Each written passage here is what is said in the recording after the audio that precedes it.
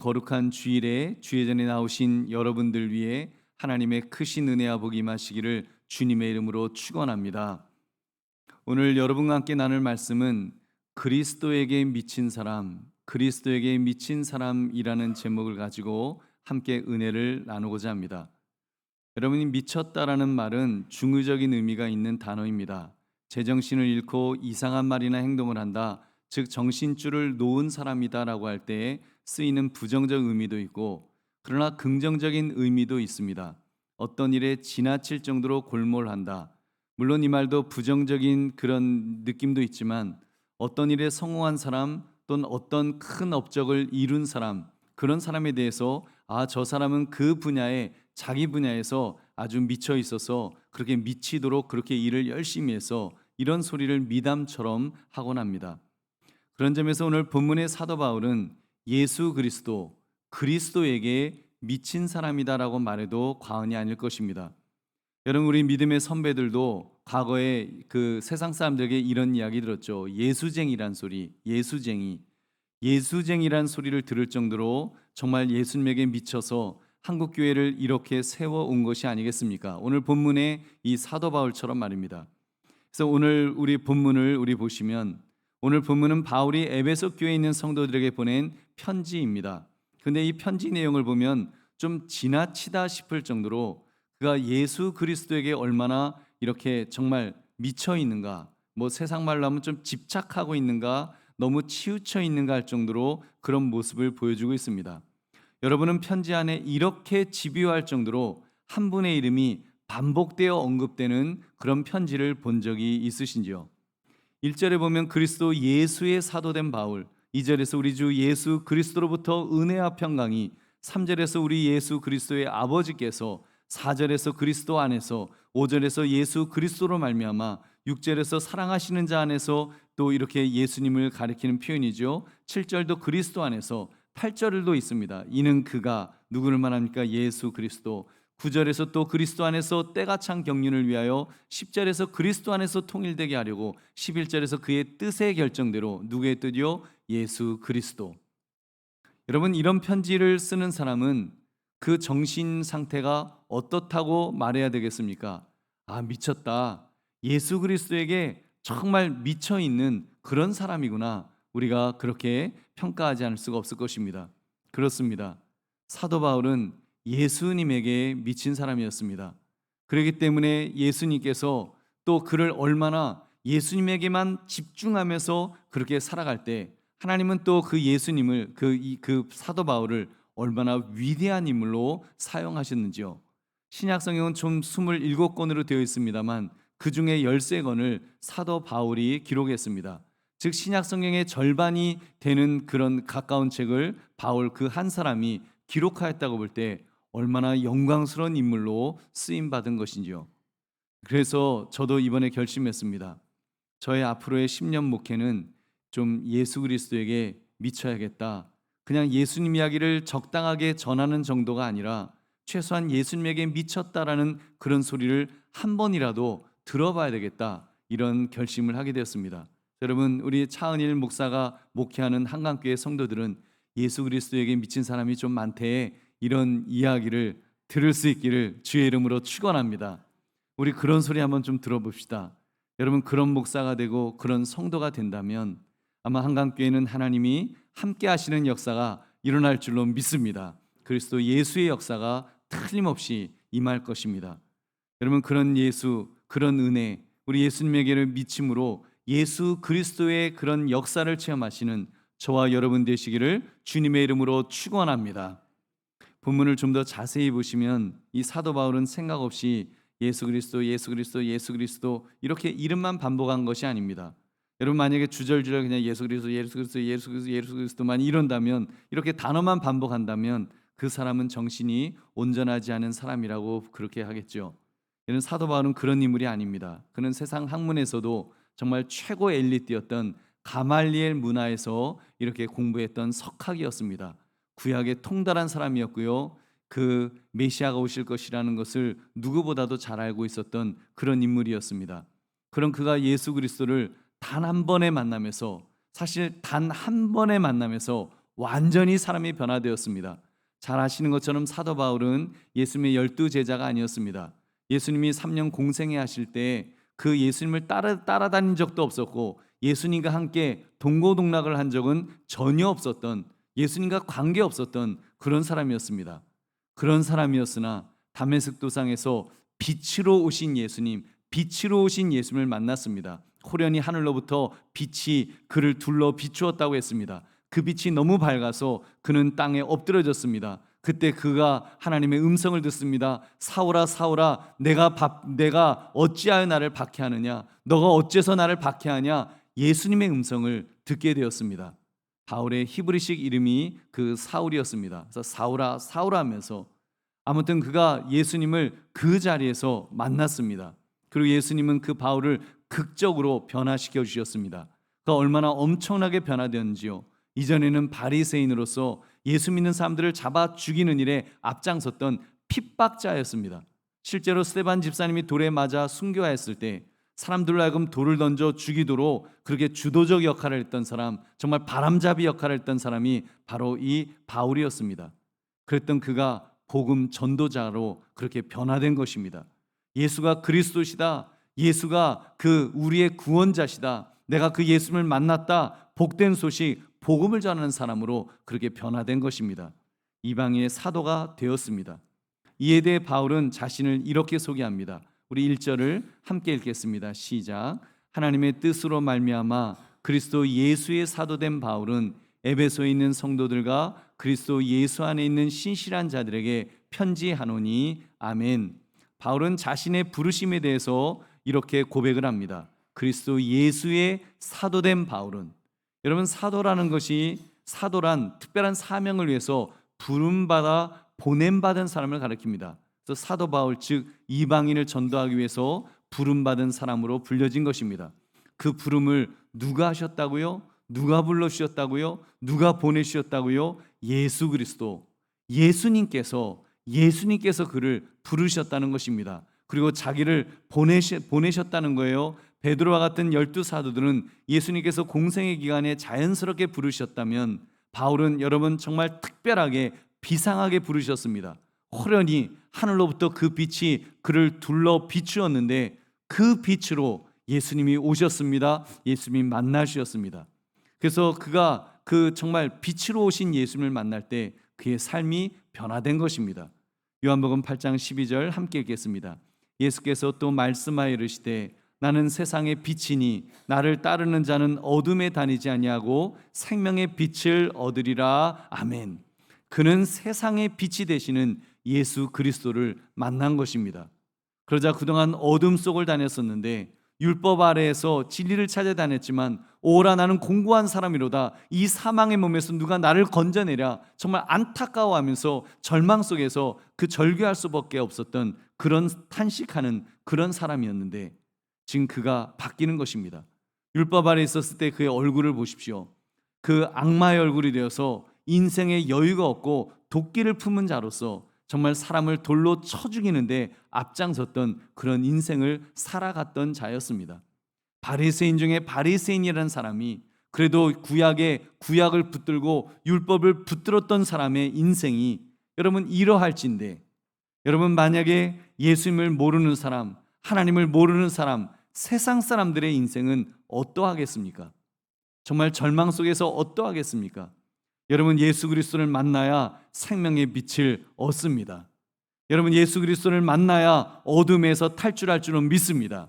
예수 그리스도를 만나면 어둠이 물러갑니다. 어둠은 사라지고 빛이 비출 것입니다. 여러분 그런 은혜가 임하시기를 주의 이름으로 축원합니다. 사랑하는 성도들이여, 여러분의 삶에 어떠한 먹구름이 혹시 드리워져 있는지요? 사람은 그 먹구름을 제거할 수가 없습니다. 근심과 염려와 두려움과 욕심과 탐심과 음심과 우리의 육의 사람이 가진 속성은 우리 인간을 점점 더 어두움 속으로 몰아가고 있는 것입니다. 결국은 칠흑 같은 어둠 속에 헤매이다가 결국 죽음의 낭떠러지에 떨어져서 지옥불에 던져지는 것이 우리 인간들의 그런 그 비참한 모습이 아닐런지요. 여러분 그런 우리를 구원하시려고 예수 그리스도께서 오셨습니다. 빛으로 오셨습니다. 나는 세상의 빛이니 나를 따르는 자는 어둠에 다니지 않는다. 어둠이 물러갈 것이다. 빛을 얻으리라. 생명의 빛을 얻으리라. 주님 말씀하셨고 그 말씀대로 그는 빛으로 오신 예수님을 그렇게 만났습니다. 바울은 그 예수님을 만나서 그 빛을, 생명의 빛을 얻은 것입니다. 그리고 그의 부르심을 따라서 이제는 그리스도의 사도가 되어서 복음을 증거하는 그런 자가 된 줄로 믿습니다. 여러분도 예수 그리스도 안에서 그 생명의 빛, 예수 그리스도를 만나시고 붙드셔서 빛으로 사시기를, 풍성한 빛으로 사시기를 주님의 이름으로 축원합니다. 여러분, 사도 바울은 그런 분으로부터 그렇게 사명을 받았습니다. 특별한 사명을 받았습니다. 사도행전 22장 21절 함께 읽겠습니다. 나더러 또 이르시되 떠나가라, 내가 너를 멀리 이방인에게로 보내리라 하셨느니라. 아멘. 이방인의 사도로 부르셨다고 했습니다. 여러분, 이 얼마나 가슴 벅찬 그런 은혜인지요. 이러한 부르심은 어마어마한 특권입니다. 여러분, 이 세상에서 예수 그리스도를 섬기는 특권보다 더 위대한 특권이 무엇이 있겠습니까? 예수 그리스도는 우주 만물을 말씀으로 창조하시고 다스리시는 최고 주권자 하나님의 아들이신 줄로 믿습니다. 하나님의 아들이십니다. 아니, 그 창조 때 함께 창조에 참여하신 성자 하나님이십니다. 요한복음 1장 2절 3절 그가 태초에 하나님과 함께 계셨고 만물이 그로 말미암아 지은 바 되었으니 지은 것이 하나도 그가 없이는 된 것이 없느니라. 아멘. 여러분, 이 우주가 끝없이 펼쳐지는 광대한 우주라 할지라도, 그리고 천문학자들이 점점 더 크고 많은 우주의 별들을 발견하고 또 발견한다고 할지라도 예수 그리스도는 그것들을 창조하신 하나님이십니다. 그것들을 창조하신 하나님이십니다. 그리고 다스리시고 지배하고 계십니다. 그런 분의 부르심을 받았다고 한다면 이보다 더 영광스럽고 기쁜 일이 무엇이 있겠습니까? 만약에 왕이나 대통령이 나를 불러서 내가 너를 좀 쓰고 싶다, 여러분, 그런 이야기만 들어도 정말 가문의 영광이라고 하면서 얼마나 가슴 뛰게 그렇게 그 부름에 그렇게 뛰어가겠습니까? 하물며 우리 주 예수 그리스도의 부르심이겠습니까? 그러니까 사도 바울이 감격했던 것입니다. 예수 그리스도로 앉으나 서나 예수 그리스도 정말 예수님에게 미칠 수밖에 없었던 것입니다. 여러분, 저는 오늘 이 본문을 읽다가 눈물이 핑 돌았습니다. 사도 바울이 바로 이 예수 그리스도를, 우리 예수님을 만났구나. 그래서 그렇게 감격해서 예수 그리스도에게 미친 사람처럼 예수 그리스도를 말하고 또 말하고 또 말하면서 그렇게 증거하였구나. 이 생각이 다시 한번 들었습니다. 사도 바울에게 그래서 인간적으로 좀 부끄러움이 느껴졌습니다. 앞으로 재개발을 위해서 돈이 필요해서 돈 확보를 위해서 지난 시간을 열심히 뛰어다녔는데 그런 제 자신이 부끄러워졌습니다. 내가 돈 잡으려 하다가 내 안에 모셔야 될 예수 그리스도, 내가 증거해야 될 예수 그리스도를 등한히 한 것 같다. 이런 그 자책이 들었습니다. 진짜 보물, 나의 모든 것이 되시는, 우리의 모든 것이 되시는 예수 그리스도는 등한히 하고 세상의 것, 없어질 것, 하나님께서 훅 하고 보시면 그냥 사라질 것을 쫓아 뛰어다녔구나. 이런 생각이 들었다는 것입니다. 회개하는 마음으로 이제 정신이 번쩍 들었습니다. 그래서 제게 이런 소망이 생겼습니다. 앞으로 저의 목회 10년, 그리고 우리 성도님들과 함께 떠날 임시 예배 처소, 이제 광야 생활이 시간이나 죽이며 지나는 시간이 아니라 예수 그리스도의 은혜로 충만한 시간이 될 줄로 믿습니다. 예수님과 함께 천국을 맛보시는 저와 여러분 되시기를 주님의 이름으로 축원합니다. 여러분, 우리가 어디에 있던 예수 그리스도와 함께하는 곳이 천국인 줄로 믿습니다. 그 예수 그리스도가 우리의 모든 것이 되십니다. 예수님으로 충만해집시다. 예수님으로 가득 찹시다. 예수님으로 풍요로워집시다. 예수님으로 영적인 부자 되시기를 주의 이름으로 축원합니다. 예수로 충만하시기를 다시 한번 주의 이름으로 축원합니다. 여러분, 그리고 바울이 이렇게 예수님에게 미칠 수 있었던 것은 자신을 예수님께 드렸기 때문입니다. 이전에는 그도 육신에 속해 있었습니다. 바리새인 중에 바리새인이 되어서 자기 열심으로 자기 의를 가지고 그 의를 이루고자 했습니다. 그리고 그 결과는 참패였습니다. 완전히 그는 실패했습니다. 지옥의 삶을 살았던, 부끄러운 삶을 살았던 그의 과거가 그렇게 되어버린 것입니다.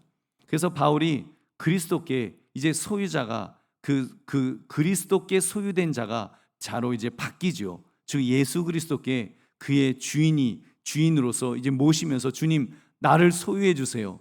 나를 받아 주세요. 그렇게 예수님에게 자기 자신을 바치는 것입니다. 그 이전에 바울, 자기가 주인이었었는데, 자기가 주인이 되어서 살아갈 때는 얼마나 비참한 인생을 그도 살았었는지요. 그런 자신이라도 드리니까 주님께서 그를 받으셨습니다. 소유하셨습니다. 예수님께서 바울을 소유하신 것입니다. 너는 내 것이다라고 그의 삶이 예수 그리스도에게 그렇게 사로잡힌 자가 될 때 그의 삶이 변화된 것입니다. 예수님이 원하시는 모습으로 우리 마태복음 16장 24절을 함께 읽겠습니다. 시작. 이에 예수께서 제자들에게 이르시되 누구든지 나를 따라오려거든 자기를 부인하고 자기 십자가를 지고 나를 따를 것이니라. 아멘. 바울은 철저하게 그렇게 주님을 따랐습니다. 자기를 부인하고 자기 십자가를 지고 예수 그리스도만을 따르는 자가 된 것입니다. 어느 정도 따랐는가 하면 세상의 것은 배설물처럼 여기면서 주님을 따랐다고 했습니다. 그는 세상적으로 많이 가진 그런 사람이었습니다. 날 때부터 로마 시민권을 가졌다고 했습니다. 그 말은 금수저 가지고 태어났다는 말입니다. 당시 로마 시민권이 있는 사람들은 로마 황제 앞에서 직접 재판을 받기 위해서 감옥에 함부로 가두거나 또 때리거나 그럴 수가 없었습니다. 여러분, 그런 특권, 정말 날 때부터 그런 특권, 이거는요 요즘 금수저가 가진 것보다 더 특별한 특권을 그는 가졌습니다. 면책 특권을 가질 정도로 태어날 때 이미 가지고 태어났다는 것입니다. 그뿐인가요? 바리새인 중에 바리새인이었다. 명문가의 아들이었다는 것입니다. 가말리엘 문화에서 공부했다. 아주 석학으로 최고 명문의 그런 학교를 나왔다는 것입니다. 그런 세상적인 자랑거리들 그 얼마나 많은데 그걸 어떻게 여겼다고요? 우리 빌립보서 3장에 보면 그가 이렇게 말합니다. 내가 그를 위하여 모든 것을 잃어버리고 배설물로 여김은 그리스도를 얻고 그 안에서 발견되려 함이니. 아멘. 내가 예수님을 얻는다면, 예수 그리스도를 얻는다면 다 버려도 괜찮다. 다 잃어버려도 괜찮다. 다 없어져도 괜찮다. 그는 그렇게 고백한 것입니다. 그 정도가 아닙니다. 그가 당한 엄청난 핍박은 인간이 감당할 수준을 뛰어넘었습니다. 고린도서 11장 24절 27절 함께 읽겠습니다. 시작. 유대인들에게 40에서 한왕 감한매를 5번 맞았으며 3번 태장으로 맞고 1번 돌로 맞고 3번 파선하고 일주야를 깊은 바다에서 지냈으며 여러 번 여행하면서 강의 위험과 강도의 위험과 동족의 위험과 이방인의 위험과 시내의 위험과 광야의 위험과 바다의 위험과 거짓 형제 중에 위험을 당하고 또 수고하며 애쓰고 여러 번 자지 못하고 줄이며 목마르고 여러 번 굶고 춥고 헐벗었노라. 아멘. 여러분, 이 정도 되면 만약 여러분이 지금 읽었던 이런 것 중에 예수 믿는 것 중에 한 가지만 죽도록 한번 얻어맞기만 했어도 우리 아마 내 인생에 예수님 만난 것은 저주받은 거야, 아마 그러지 않을까요? 여러분, 정말 그 세상 말로 똥 밟은 것이다, 여러분 그렇게 표현하지 않겠습니까? 그렇게 명문가의 사람이었던 사람이 이렇게까지 밑바닥까지 떨어지면 여러분 정말 우리 보통 사람들 같으면 망했다 그러지 않겠냐는 것입니다.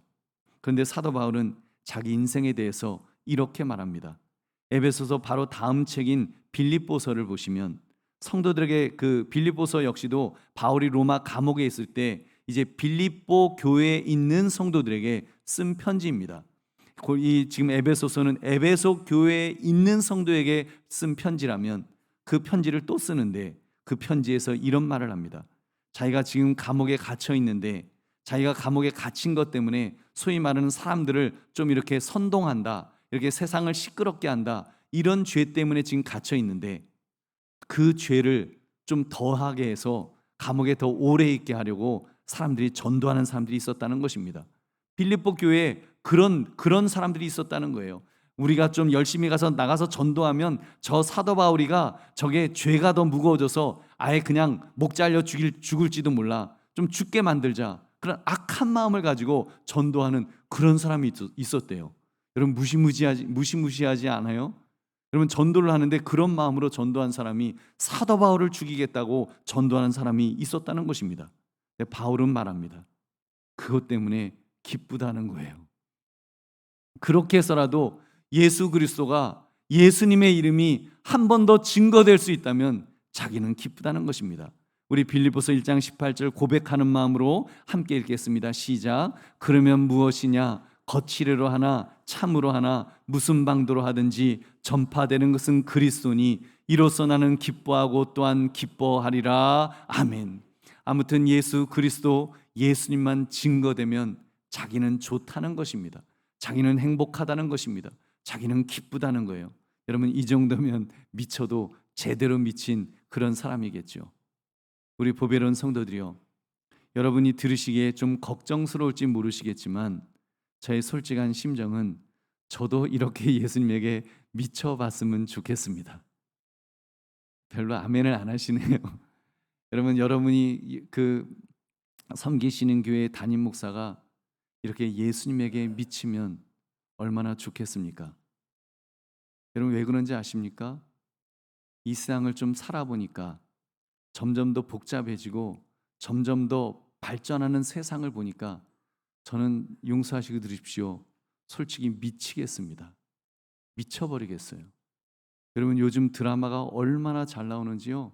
드라마에 전생이 있다는 그런 드라마를 좀 보다 보니까 너무 실감나게 드라마를 만들어서 전생이 있는 것 같아요. 전생이 있는 것처럼 믿어라 믿어라 그러지도 않았는데 드라마 몇 편 봤더니 전생이 있는 것 같아요. 미치겠어요. 영적으로 미치는 거 아닙니까? 여러분 지금 그 과학의 발달로 뭐 인공지능의 발달 이제 좀 있으면요 곧 이미 시작됐죠. 텅 빈 자동차가 혼자 돌아다닐 거고요. 식당과 여러분 커피숍에서는 로봇가 커피를 만들고 있을 거고요. 그리고 이제 AI 목사, 이제 인공지능 목사가 예수 그리스도를 믿으라 하라면서 화면에서 이제 설교하든지 그러다가 이제 저 비슷하게 생긴 아바타 이제 그 로봇가 탁 나갔고 예수를 믿으십시오. 그 정도가 아니지. 완전히 뭐 사람 목소리로 이제 예수를 믿으라라고 하는 그런 세상이 오고 있습니다. 곧 와요. 미치겠어요. 정말 미쳐버리겠어요. 여러분 기왕 미치는 거 원도 한도 없이 예수 그리스도에게 미치기를 주의 이름으로 축원합니다. 우리 기왕 미치는 거 사도 바울처럼 예수님에게 미쳐봅시다. 기왕 미칠 것 같으면 예수님에게 미쳐야지 세상에 미치고 세상 풍조에 미치면 안 되지 않겠습니까? 여러분 그렇게 예수 그리스도에게 미치면 여러분 하나님께서요 우리를 인정해 주십니다. 무엇으로요? 성도로 그리고 예수 그리스도 예수 안에 있는 신실한 자로 여겨 주십니다. 그 에베소 1장 1절 하나님의 뜻으로 말미암아 그리스도 예수의 사도된 바울은 에베소에 있는 성도들과 그리스도 예수 안에 있는 신실한 자들에게 편지하노니 여러분 그 지금 성도 우리 에베소 교인들을 향해서 성도라고 말하고 있고 신실한 자라고 그렇게 말하고 있습니다. 성도가 뭐죠? 성도 목사님도 아니고 장로도 아니고 뭐 목사도 장로도 권사도 아니고 집사도 아니고 성도 제일 교회에서 쫄병 초신자 여러분 성도라는 호칭이 그렇게 그 하찮은 값이 없는 그런 의미가 아닙니다. 성도란 모든 믿는 자를 총칭하는 말입니다. 그러니까 목사인 저도 성도고요. 장로도 성도고 권사도 성도입니다. 언제 성도냐? 목사로 성공할 때 성도고 권사가 권사될 때 성도고 장로가 장로될 때 성도라는 이 칭호를 받을 수가 있습니다. 우리가 천국에서 주님과 함께 살 때는 모두 성도로 사는 것입니다. 왜 그럴까요? 성도가 가장 귀한 호칭이기 때문인 줄 믿으시기 바랍니다. 여러분 성도란 구별되다 거룩하게 되다 성스럽고 거룩하다의 의미입니다. 성도는 주 예수 그리스도를 따르는 자로서 하나님을 위하여 살도록 구별된 사람이라는 것입니다. 그러니까 예수님께서 피값을 주고 사신 천상의 교회, 완전한 교회에만 성도가 존재하는 것입니다. 성도만 존재하는 교회는 완전한 교회입니다. 천상의 교회라고 할 정도로 완전한 교회가 되는 것입니다. 왜요? 성도는 거룩한 무리, 거룩하다는 인정이 주어진 호칭이기 때문입니다. 여러분, 사실 거룩은 하나님의 속성입니다. 인간이 감히 가질 수 없는 그런 속성입니다. 근데 우리 믿음의 사람 예수 그리스도로 말미암아 하나님의 거룩, 그 거룩함을 우리에게 인정해 주신 호칭이라는 말입니다. 그러니 얼마나 영광스러운 호칭이지요. 여러분, 천국에서는요, 목사, 권사, 장로 이런 호칭은 시시해서 안 사용할 것입니다. 혹시 다른 호칭이 있다면 제 생각에는 형제님, 자매님 이렇게 부를 것 같은데, 부활 때는 장가도 아니가고 시집도 아니가고 하늘에 있는 천사들과 같으니라 예수님 말씀하였으니까 아마도 남자 여자 구별도 없을 것 같아서 형제님, 자매님이라고도 안 부를 거고, 틀림없이 성도님이라고 부를 줄 믿으시기 바랍니다. 성도님이라고, 성도라고 그렇게 부를 것입니다. 이 호칭을 누구에게 주신다고요? 예수 그리스도를 믿는 사람에게, 예수님 믿는 사람에게, 예수님에게 완전히 자신을 드린 사람에게, 그 사람에게 주어진다는 것입니다. 보배로운 성도들이여, 예수 그리스도로 인하여 성도라는 이 영광스러운 호칭을 영원히 누리시기를 주의 이름으로 축원합니다. 여러분, 또 한 가지 그리스도 예수 안에 있는 신실한 자로 여겨주신다고 했습니다. 신실한 자, 피스토이스라는 헬라어 형용사에서 왔는데 믿을 만한 그 신실한, 신뢰하는 이런 단어입니다. 그러니까 신실한 자로 여겨주신다는 것은 믿음의 사람으로 인정해 주신다는 것입니다. 무엇을 믿을 때요? 그리스도 예수를 믿을 때. 다른 것 믿는 것 아닙니다. 예수 그리스도를 믿을 때. 어떤 분으로요? 나를 구원해 주신 분으로, 신뢰할 만한 분으로, 예수님 자신과 예수님의 말씀에 확신을 가져서, 그래서 내가 예수님을 바라봅니다, 예수님을 붙듭니다, 예수님만 믿겠습니다, 이렇게 고백하는 자에게 믿음의 사람이다, 너는 믿음의 사람이다라고 인정해 주신다는 것입니다. 여러분, 예수님에게 미치면 이런 믿음의 사람이 될 줄로 믿습니다. 이렇게 믿음의 사람이 될 때 하나님께서는 믿는 자들에게 은혜와 평강을 주십니다. 우리 2절을 함께 읽겠습니다. 시작. 하나님 우리 아버지와 주 예수 그리스도로부터 은혜와 평강이 너희에게 있을지어다. 아멘. 은혜와 평강이 너에게 있을지어다. 은혜. 여러분, 은혜는 하나님께서 주시는 모든 호의와 선물을 의미합니다. 우리 사랑하는 성도님들, 돈 많이 벌고 싶으시죠? 속으로 아멘 하시죠? 여러분, 출세하고 싶으시죠? 속으로 아멘 하시죠? 아마 내 자녀 정말 좋은 데 취직하고 잘 되고 정말 잘 먹고 잘 사는 거 보고 싶으시죠? 여러분, 다 그 모든 것들은 은혜에 비교하면, 이 오늘 말씀, 이 은혜, 그리스도로부터 받는 은혜에 비교하면 아무것도 아닙니다. 왜냐하면 은혜는 우주 만물의 창조주 주관자가 우리에게 주시는 그 모든 호의와 선물을 의미하기 때문입니다. 따라하시기 바랍니다. 하나님으로부터 은혜를 입으면 다 끝난다. 믿으시면 아멘 합시다. 여러분, 하나님으로부터 은혜를 입으면 다 끝납니다. 여기서 끝난다는 건요, 고생 끝, 행복 시작이라는 말입니다. 하나님으로부터 은혜를 입었는데 그럼 된 것 아닙니까? 뭘 주세요? 이것 주세요? 저것 주세요? 여러분, 구차하게 그렇게 하지 않아도 그 하나님께서 은혜를 부어주시면 다른 모든 것들은 따라오는 것입니다. 예수님께서 이 비슷한 말씀을 하셨어요. 너희는 먼저 그의 나라와 그의 의를 구하라. 그리하면 이 모든 것을 너희에게 더하시리라. 뭐요? 무엇을 먹을까? 무엇을 마실까? 무엇을 입을까? 하나님이 책임져 주신다고 하셨습니다. 여러분, 마찬가지로 하나님의 은혜를 입으면 이 세상의 좋은 것, 모든 좋은 것들은 저절로 따라오게 되는 줄 믿으시기 바랍니다. 근데 여러분, 오해는 마세요. 그러니까 은혜를 입었으니까 그럼 당장 이제 돈 많이 벌어서 부자 되나 보다, 오늘 복권 사러 바로 가서 복권 사야지 하시면 안 됩니다. 그럼 물질의 부자가 은혜인지는, 물질로만 부자가 되는 것이 은혜인지는 고민해 봐야 될 문제니까요. 여러분 아시지요?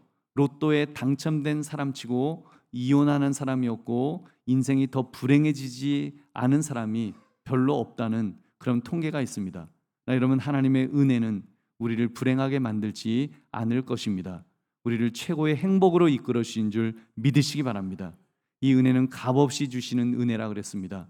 왜냐하면 너무 비싼 거라서 하나님의 아들의 피값으로 하나님의 아들의 목숨값으로 얻는 것이기 때문에, 그렇게 받는 하나님의 은혜이기 때문에 여러분 값없이 주신다 그랬습니다. 그래서 은혜입니다. 받을 자격이 없음에도 주시기 때문에 여러분 진짜 은혜가 되는 것입니다.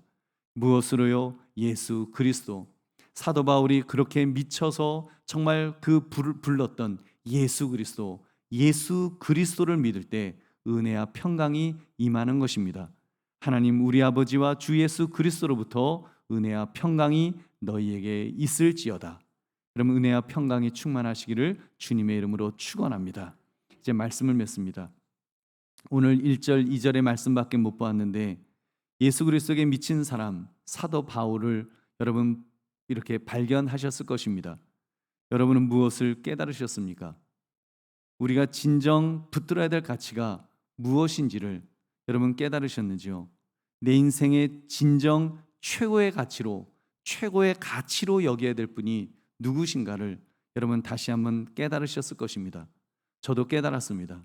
예수 그리스도, 길이요 진리요 생명이 되시는 예수 그리스도, 예수님 붙들고 살아야겠다. 예수님 붙들고 살아야 내가 살 수 있다. 이것을 깨달았습니다.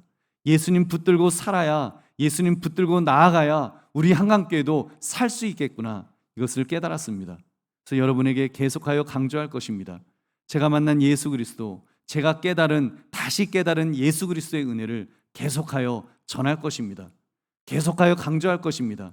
지금까지 예수님만 바라보고 예수님만 의지하자고 했지만 더 강조할 것입니다. 지금까지 강조했던 것보다 더 강조하면서, 그래서 아직까지는 저 목사님 예수님에게 미쳤어요 이 소리 좀 못 들어봤거든요. 못 들어봐서 이제 그 소리 한번 죽기 전에 한번 들어보고 죽어야 되겠습니다. 저 목사는 예수에게 미쳤구나, 이 소리 한번 들어보고, 제 인생에 한번 들어보고, 제 목회 한번 들어보고, 그렇게 죽었으면 좋겠습니다.